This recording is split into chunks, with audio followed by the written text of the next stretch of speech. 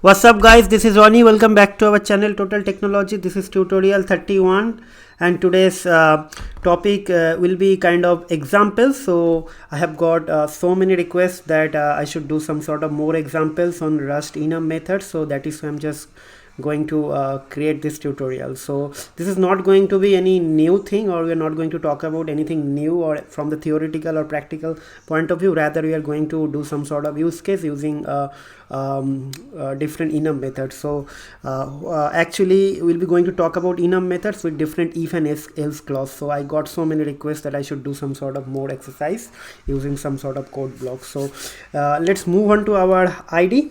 Okay, so first let me create the enum, our popular enum example. So it will be exam. Okay, inside that there will be two variant. One is pass, and it will be I32 integer, and another one will be fail, and that will be also I32. Okay, so after that we'll be going to create a main function. Okay, and inside that we'll be going to create an instance of this enum. So it will be let exam underscore one will be exam. Okay, and like this, and we'll be going to pass, and let's say we'll give some sort of number, let's say 70. Okay, and after that we'll be going to call one method. So like this one, exam underscore one dot some method. So before we create the method, before we call the method, we need to define the method first. So how to define that method? You have to use impl. After that you have to give the name of the enum, and after that the same thing, you have to use fn. Then let's say display, and inside that you have to put this self. Okay, and after that you can do like this. So now what will happen, we'll be going to have two different like thing. One is if and one is else. So if and else, so it will be display. Okay, and like this. Okay, and probably we could have something else as well.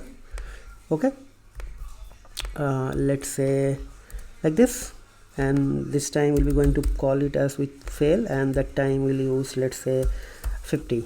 Okay, and how this is going to respond. So if then let, and then you have to use this thing, and after that you have to use exam. So these are the like syntax. As I told you, we should follow this thing, and pass, and inside that there should be some sort of variable name value. Okay, equals to self. Okay, and now what it is going to return. So let's say if it is going to like this, then probably we need to print ln. Okay, so it will be going to say like value of the variant is like this. Okay, and then after that we'll be going to put just value.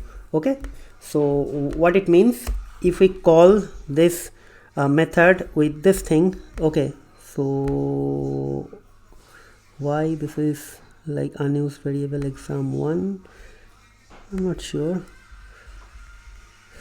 Exam underscore one, why this is saying this variable is unused.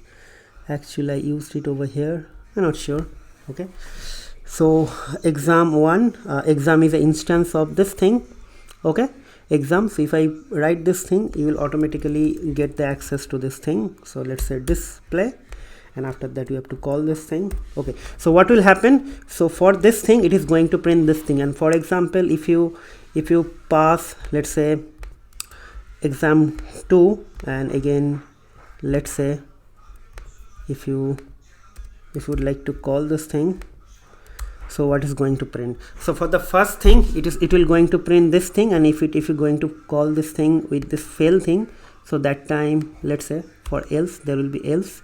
So for else it will be okay, so it will be like, I believe, print like this. Okay, the value of the variant is okay, so it will be value of the variant invalid. So maybe you can write something differently. let me just refresh this thing. If you call this thing with fail, what is going to happen?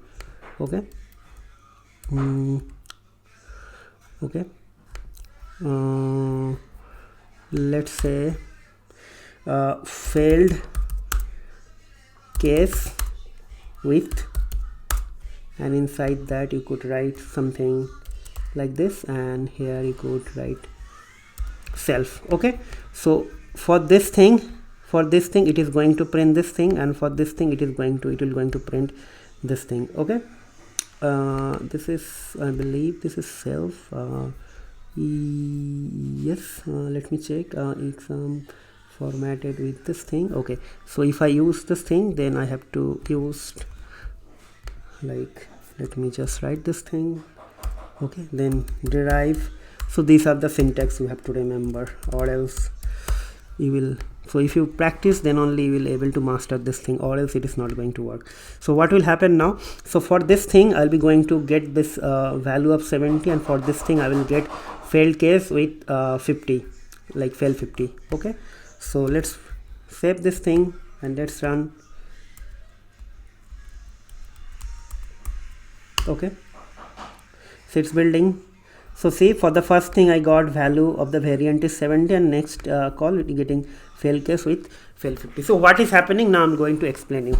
So this part is clear. Here actually we are okay, let's start from here. So if you are going to access your enum or structure anything with this sort of notation, definitely you have to use this thing. So here we are actually defining the enum, and after that we are creating the instance of our enum within our main function. Okay, and after that we have created one enum method over here using impl keyword, and after that will be we use this ampersand self, cause this is there will be no argument himself.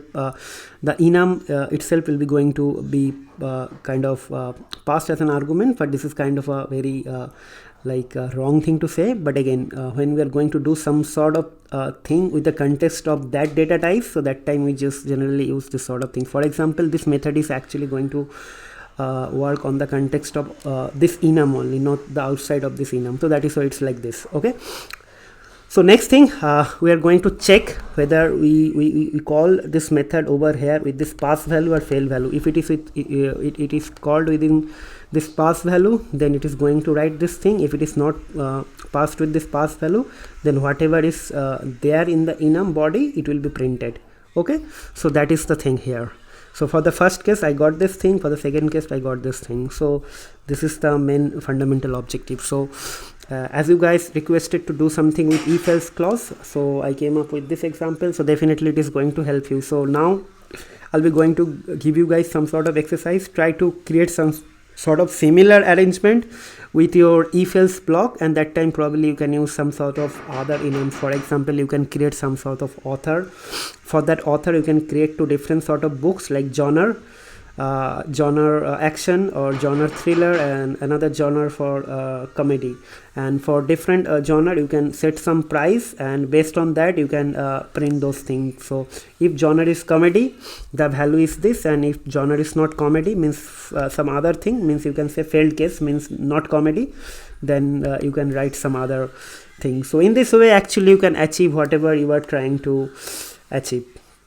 Okay, so one more thing also possible, if you could put over here like this thing directly, if let this thing, then also it is going to work. Like if you directly put this fail thing over here, then also it will work actually. So that is no problem actually. Like you could directly use this fail thing over here. For example, let me write this thing. Okay, and not failed. So see, now it will be reversed actually. If you do like this, it will be reversed. So for the fail case we'll get the 50 value, or the pass case we'll get this value. So now what will happen? So we'll get 50 for the first one, or get 70, and this thing pass this thing over here. So let's run this thing now.